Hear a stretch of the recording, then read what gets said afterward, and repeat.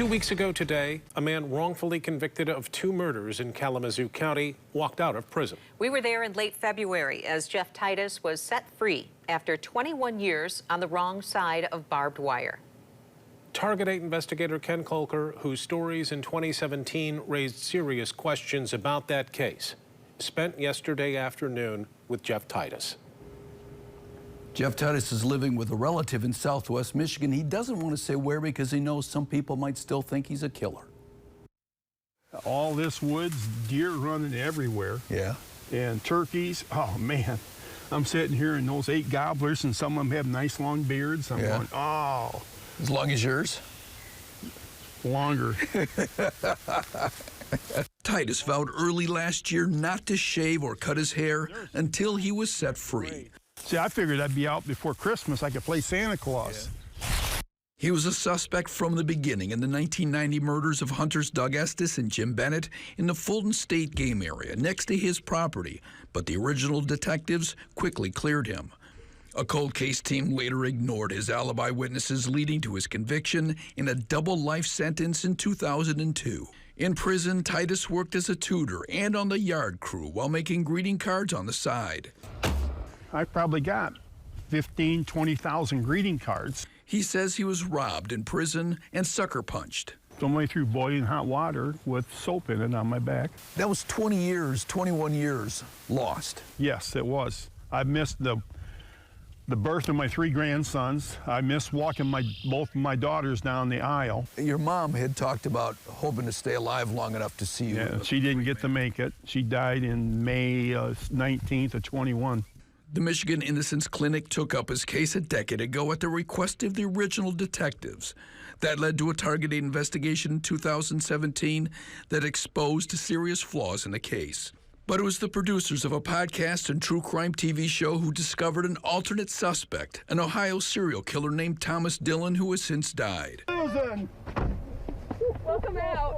Late last month, a federal judge cleared the convictions and ordered his release after ruling that investigators wrongly withheld evidence about Dillon. His first request? Sweetwater donut mill. I want a New York cheesecake. I mean, I'm going to go in, I'm probably going to buy a dozen or maybe even 3 dozen. We'd be honored to buy you a fritter. Well, thank you. I appreciate it. Would you like a fritter? Yes. Raspberry or apple? Apple. Producers from the podcast and true crime show drove him straight to Sweetwater's. He's going to start crying again. Later, a lunch at McDonald's that included a Shamrock Shake. I was shocked that it was $23 for the 2 of them. Back in the woods next to where he's now staying, Titus watches the birds, breathes the fresh air, looks forward to deer hunting again. And he's learning how to use an iPhone. Finally learning how to text. It ain't going to do no good. Yeah. To sit there and be angry and mad and everything else. It's just going to eat at me. Yeah. So it's best to just put it off to the side. Yeah. And then make the best of what I got right now. He's expecting to file a claim soon for state wrongful imprisonment compensation, $50,000 a year, more than $1 million in all. Some people say, wow, $1 million. Yeah, but how many years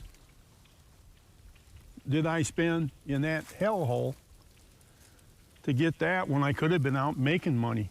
It was also in the woods on Thursday that he finally pulled out his electric shaver. Well, this is the day I said I was going to shave this when I get out, and that's what this day is.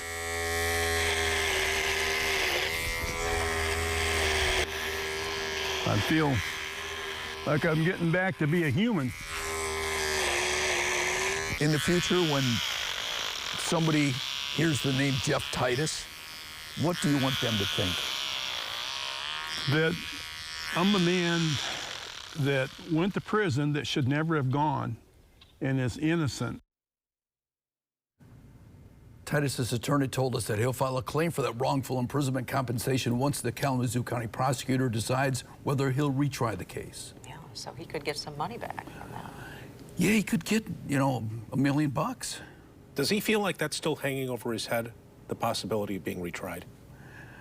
I don't think so. I think the Michigan Innocence Clinic has pretty much told him that they don't think that's going to happen. And you know, I've talked to even the defense, the cops, the cold case detectives who worked on it. Even they say, "What's the point? The witnesses, a lot of them are gone. Some have died. So it'd be really hard to even do that." Yeah. Ken Kolker, thank you. Thanks, Ken.